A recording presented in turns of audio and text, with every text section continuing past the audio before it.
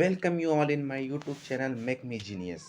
तो आज हम देखने जा रहे हैं, आज हमारा टॉपिक है रिसोर्सेज एंड डेवलपमेंट। तो आइए आज हम देखेंगे रिसोर्सेज एंड डेवलपमेंट है क्या इस चैप्टर में। ये हमारा क्लास 10 का चैप्टर फर्स्ट है, ज्योग्राफी का। चलिए वीडियो को स्टार्ट करते हैं। वीडियो को स्टार्ट करने से पहले मैं बता देता हूँ कि आप हमारे चैनल पे अगर नए आए हैं तो आप इस चैनल को सब्सक्राइब करिए और इस वीडियो को लाइक करिए, और अगर और भी अच्छा लगता है तो अपने फ्रेंड्स के साथ ज़रूर शेयर करिए। तो चलिए वीडियो को स्टार्ट करते हैं। तो चलिए शुरू करते हैं। तो हमारा देखिए, सबसे पहले इसमें क्या है, पहले हम देख लेते हैं इस चैप्टर के अंदर हमें पढ़ना क्या है। तो इस चैप्टर के अंदर पहले देख लेते हैं ऑब्जेक्टिव एंड गोल्स क्या क्या हैं। पहले तो हम रिसोर्सेज को डिफाइन करेंगे कि रिसोर्सेज है क्या, है ना। फिर रिसोर्स है क्या, फिर उसके बाद देखेंगे interdependent relationship between the nature, technology and institution. उसके बाद हम रिसोर्सेज के क्लासिफिकेशन देखेंगे। फिर resource classified on the basis of origin, biotic and abiotic. उसके बाद resources classified on the basis of exhaustibility, renewable and non renewable. मतलब exhaustibility के जो बेसिस पे हैं वो कितने टाइप के होते हैं रिसोर्सेज, उसको देखेंगे। फिर उसका resources classified on the basis of ownership, वो किसका है, यानी कि ओन को उसको कौन ओन कर रहा है, उसे पढ़ेंगे। उसका resources classified on the basis of status of development, मतलब कि स्टेटस उसकी कितनी प्रगति हुई है, या फिर उसकी उस रिसोर्स का स्टेटस कितना है, उसे हम देखेंगे। तो आइए इसके बाद है हमारा, उसके बाद है डेवलपमेंट ऑफ रिसोर्स, उसका रिसोर्स के डेवलपमेंट को देखेंगे। फिर सस्टेनेबल डेवलपमेंट क्या होता है। तो आज हम इस पार्ट में, इस वीडियो के पार्ट में, मतलब पार्ट फर्स्ट में हम सिर्फ यहाँ तक देखेंगे, सस्टेनेबल डेवलपमेंट तक के। तो आइए देखते हैं, स्टार्ट करते हैं अपना आज का टॉपिक। तो सबसे पहले हम देखेंगे इंटरडिपेंडेंट रिलेशनशिप होता क्या है between the nature and the technology. वो है, देखिए, इंटरडिपेंडेंट रिलेशनशिप, इसमें क्या होता है, ह्यूमन बींग्स जो होते हैं वो नेचर से इंटरेक्ट करते हैं। यानी कि इसमें देखिएगा, जो ह्यूमन बींग्स हैं वो क्या हुआ, नेचर से इंटरेक्ट किए, यानी कि ये नेचर से इंटरेक्ट किए, किसके थ्रू इंटरेक्ट किए, टेक्नोलॉजी के थ्रू। और वो क्या क्रिएट कर रहे हैं, इंस्टीट्यूशन कर रहे हैं। यानी कि इसका एक डिफिनेशन बोल सकते हैं, human beings interact with nature through technology and create institution. वो इंस्टीट्यूशन क्यों बनाएंगे, to accelerate their economic development, वो अपनी इकोनॉमिक डेवलपमेंट को बढ़ाने के लिए।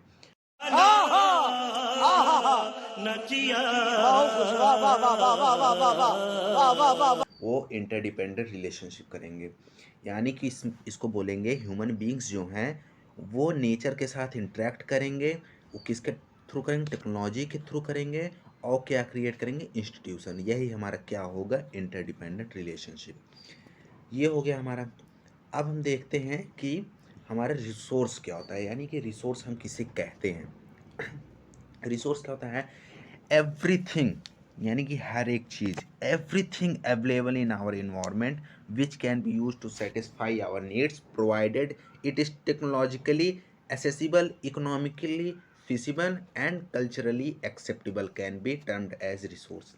देखिए रिसोर्स किसे कहेंगे, एवरीथिंग यानी कि हर एक चीज़ available in the environment which can be use to satisfy our needs, यानी कि हर एक चीज़, कॉपी, किताब, पेंसिल, बिस्किट, हर एक चीज़, मतलब कि गर्मी है तो एसी वगैरह, हर एक बड़ा हरामी हो बेटा।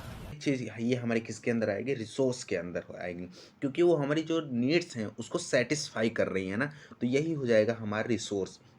लेकिन उसमें होता क्या है, देखिए उसके लिए कुछ टर्म्स भी हैं। It is technologically accessible. अब ऐसा तो है नहीं, जैसे एसी है हमारा, ये हमारा रिसोर्स है। अगर वो टेक्नोलॉजिकली एसेसिबल है ही नहीं तो उसे हम रिसोर्स कैसे, उसे यूज़ कैसे करेंगे, ये है। एक हो गया टेक्नोलॉजिकली एसेसिबल होना चाहिए, दूसरा इकोनॉमिकली फिजिबल, यानी कि इकोनॉमिकली मतलब यानी कि वो हमारे इकोनॉमी, हमारा, हम उसको इतना फीस कर सकें या फिर उसे उतने पैसे में हम खरीद सकें, ऐसा फिजिबल होना चाहिए इकोनॉमिकली। मान लो एसी है हमारा 20,000 का आ रहा है, उसे हम 1.5 लाख में कर दें, कौन खरीदेगा ना? तो वही है हमारा इकोनॉमिकली फिजिबल होना चाहिए। देखा आपने लापरवाही का नतीजा है। एंड कल्चरली एक्सेप्टेबल, यानी कि हमारे जो कल्चर है उससे हमारा एक्सेप्ट होना चाहिए वो चीज़। एहे रहा नहीं जाता, तड़प ही ऐसी है ना। नहीं सुके तो वो होगा हमारा क्या, रिसोर्स कहलाएगा। अब हम देखेंगे क्लासिफिकेशन ऑफ रिसोर्स। रिसोर्स कितने क्लासिफाइड हुए हैं, किन किन बेस पे, देखिए हम देखिए इजी वे में बताएंगे आप लोगों को। रिसोर्स पहले तो 2 टाइप के हैं, कौन कौन सा? नेचुरल है, फिर ह्यूमन है। यानी कि नेचुरल यानी कि जो हमें नेचुरली कोई भी चीज़ मिलती है वो होगा हमारा नेचुरल, और जो ह्यूमन मैन मेड होगा वह होगा हमारा ह्यूमन में आएगा। देखिए नेचुरल में क्या होगा, एक होगा रिन्यूएबल एंड दूसरा होगा नॉन रिन्यूएबल। यानी कि रिन्यूएबल क्या होगा, ये सारी चीज़ें अभी हम आगे देखते हैं, बस आप इसको क्लासिफिकेशन को देखते जाइए।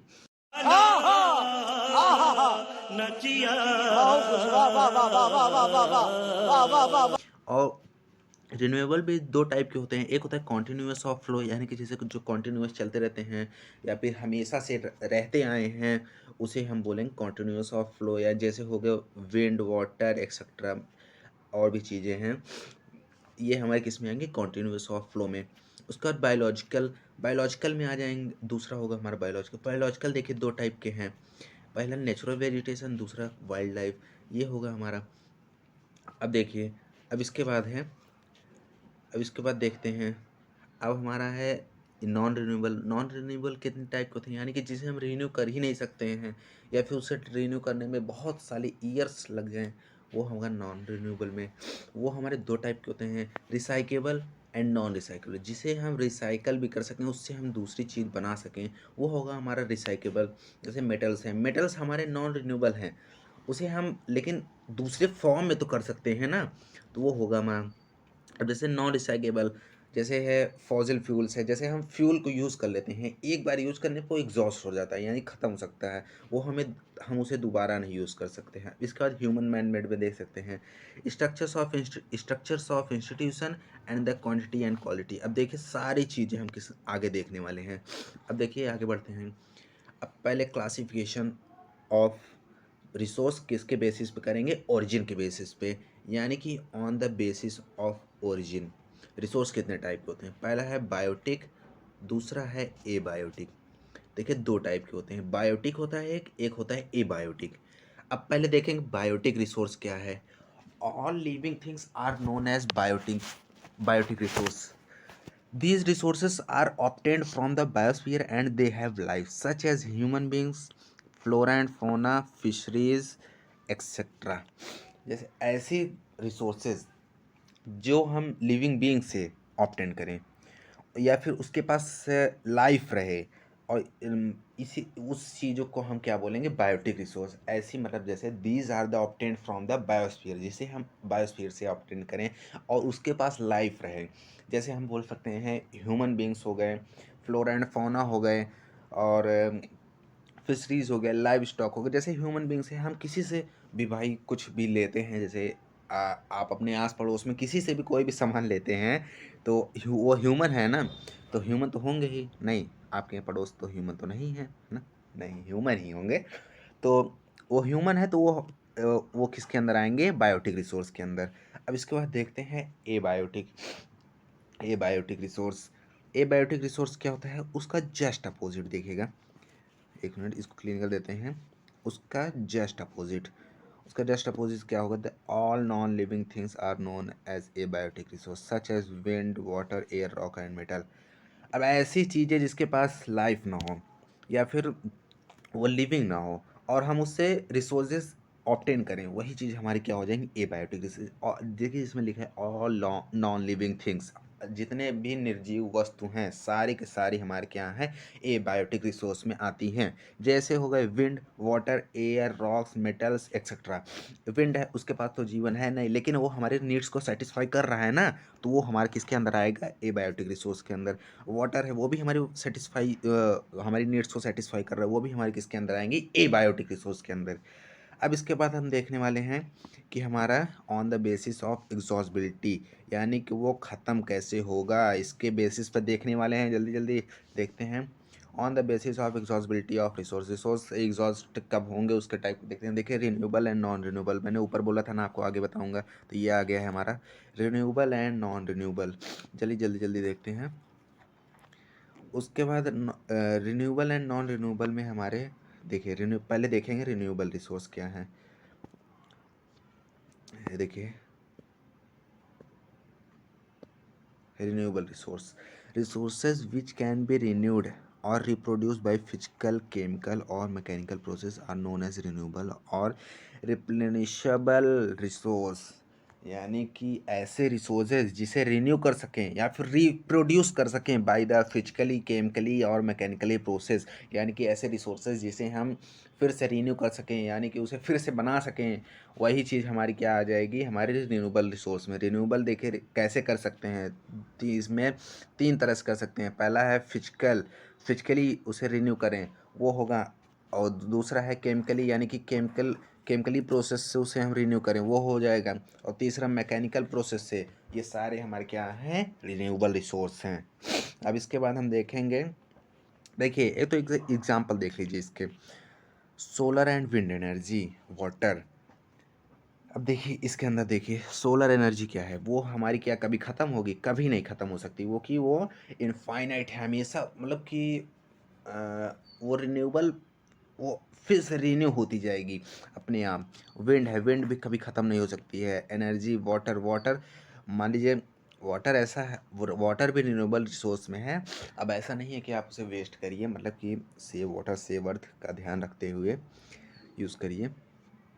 अब इसके बाद है हमारे देखिए renewable resource are further classified into continuous और फ्लो। देखिए ये सब यही है, स्लाइड्स को आप रीड करते चलिएगा।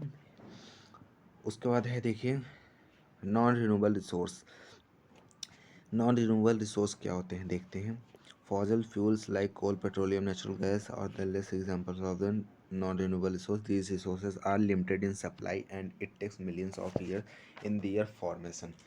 अब देखिए नॉन रिन्यूएबल रिसोर्स जिसे हम रिन्यू ना कर सकें, ना तो वो केमिकली प्रोसेस से, ना तो फिजिकली प्रोसेस से, ना तो मैकेनिकल प्रोसेस से, किसी भी चीज़ से हम उसे रिन्यू ना कर सकें, वही हमारा क्या होगा, नॉन रिन्यूएबल। या तो उसे रिन्यू होने में बहुत मिलियंस ऑफ ईयर्स लग जाए, वही हमारा क्या होगा, नॉन रिन्यूएबल रिसोर्स।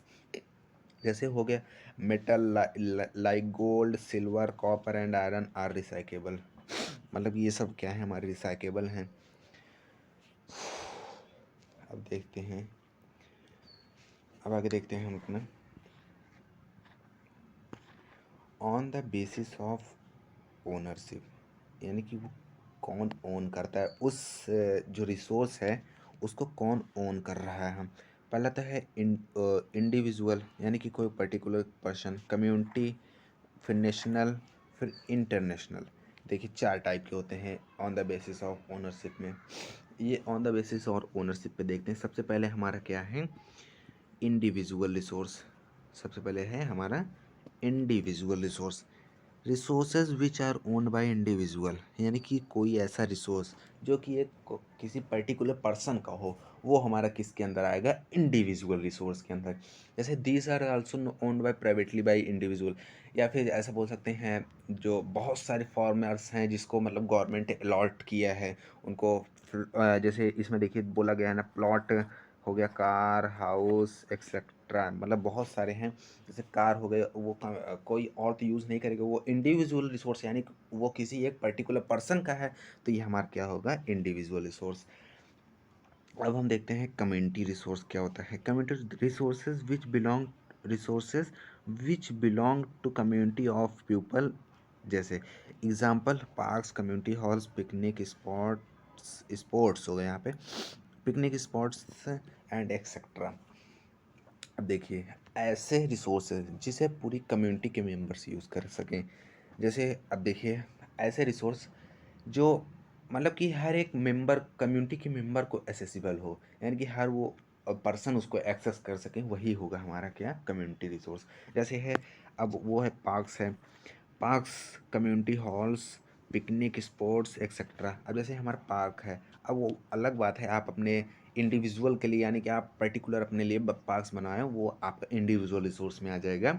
अब अगर कम्युनिटी पार्क है, वो तो हमारे ऑल द कम्युनिटी मेंबर्स के लिए होगा ना, तो वो हमारा क्या होगा, पार्क हो गया। कम्युनिटी हॉल जो होता है, उस जैसे कोई भी फंक्शन पड़ा, वो हमारे किसके अंदर होता है, कम्युनिटी हॉल के अंदर, वो सारे लोग एक्सेस कर सकते हैं। पिकनिक स्पॉट्स, पिकनिक के लिए जो स्पॉट्स होते हैं, या फिर पिकनिक के लिए जितने स्पॉट्स होंगे, हर चीज़ क्या होगा, कम्युनिटी रिसोर्स के अंदर आएगा। तो चलिए आगे बढ़ते हैं।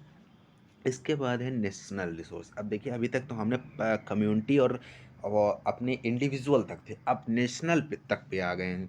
अब नेशनल रिसोर्स क्या होता है, resources which belong to nation, यानी कि ऐसा रिसोर्स जो कि पूरे नेशन को बिलोंग करता है, यानी कि वो सिर्फ एक पर्टिकुलर नेशन का हो, वो हमारे किसके अंदर आएगा, नेशनल रिसोर्स के अंदर। जैसे these resources are found within the boundaries political political boundaries and tertiary waters, nautical miles from the coast of a country, example rivers, forest, minerals, etc. देखिए, 12 नॉटिकल मील्स क्या होता है, देखिए जो ओशियनिक, जो हम उसमें मेज़र करते हैं कितने किलोमीटर में है, उसे हम नॉटिकल मील में मेज़र करते हैं। देखिए 12 नॉटिकल मील में कितने किलोमीटर्स होते हैं, 22.2 किलोमीटर्स। अब देखिए, अब इसके बाद है, the example has legal power to acquire privately to facility public, यानी कि वो कंट्री क्या है, उसके पास पावर है कि वो किसी भी प्राइवेट प्रॉपर्टी को हटा सकता है या फिर ले सकता है। लेकिन कब ले सकता है, वो अपने फ़ायदे के लिए नहीं लेगा, वो अगर वो पब्लिक के अच्छे के लिए होगा तभी वो उसको ले सकते हैं। ये हो गया हमारा। अब है, देखिए, अब इसके बाद है हमारा इंटरनेशनल रिसोर्स। इंटरनेशनल रिसोर्स क्या होता है, resources which are found beyond the territorial boundaries of a country. These resources are managed by international institute. No single country can use these resources without permission of national resource. ऐसे resources जो कि पूरे international, मतलब कि हर एक उसका हो, वही हमारा क्या होगा, international resource. And this resource are manage by, ये किसके द्वारा मैनेज किया जाता है, इंटरनेशनल इंस्टीट्यूट के द्वारा। ये हमें no single country can use, मतलब कि कोई भी एक सिंगल कंट्री भी इसको यूज़ नहीं कर सकती विदाउट द परमिशन ऑफ, किसके परमिशन के बिना, इंटरनेशनल अथॉरिटीज़ के बिना। जैसे एग्जांपल हो गया, जब बहुत सारे मिनरल्स हैं जो कि पूरे इंटरनेशनल का है, फिशरीज एक्सेट्रा, बहुत सारी चीज़ें हैं जो इंटरनेशनल का पूरा है। अब हम देखते हैं on the basis of distribution of resource, on the basis of distribution.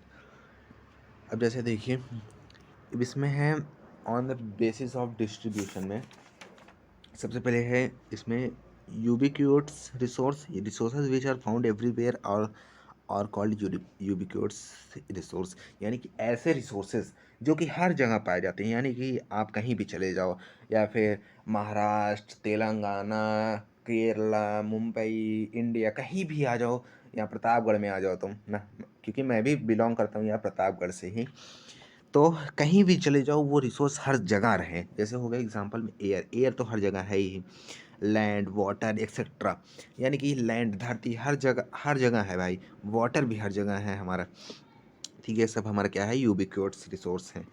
अब इसके बाद है localised resource, resources which are found in only certain place are called localised resource, like coal, petroleum, petrol, iron etcetera, यानी कि ऐसे resource जो कि किसी पर्टिकुलर प्लेस पर पाए जाते हों, जैसे लाइक कोल, पेट्रोल, आयरन, मतलब जैसे पेट्रोल है वो किसी पर्टिकुलर प्लेस बहुत ज़्यादा पाया जाता है, अब ऐसा तो है नहीं हर जगह पाया जा रहा है ना, तो ये कोल हो गया, गोल्ड हो गया, बहुत सारे एग्जांपल्स हैं जो कि लोकलाइज्ड रिसोर्स में आते हैं।